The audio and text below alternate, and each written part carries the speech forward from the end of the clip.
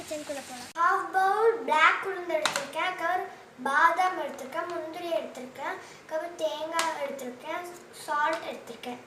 இப்போ எப்படி நம்ம பண்ணுறதுன்னு வாங்க பார்க்கலாம். நான் ஹாஃப் பவுல் பிளாக் உளுந்து போடுறேன். ஸ்மெல் வர வரைக்கும் நம்ம வணக்கிக்கணும். அதுக்கப்புறம் நம்ம பாதாம் 5 போடுறேன். பாதாம் 5, முந்திரி 5 போட்டு நல்லா ஸ்மெல் வர வரைக்கும் நம்ம வணக்கலாம். வாங்க மிக்ஸி ஜார்க்குள்ள போடலாம்.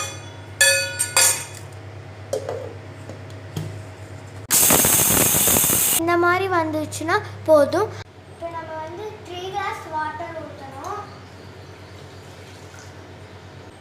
நான் 3 கிளாஸ் வாட்டர் ஊற்றிட்டேன். கொஞ்சமாக ஆட் பண்ணிக்கோங்க. நீங்கள் எல்லாம் தேங்காய் போட்டு நல்லா கலக்கி விடுவேன்.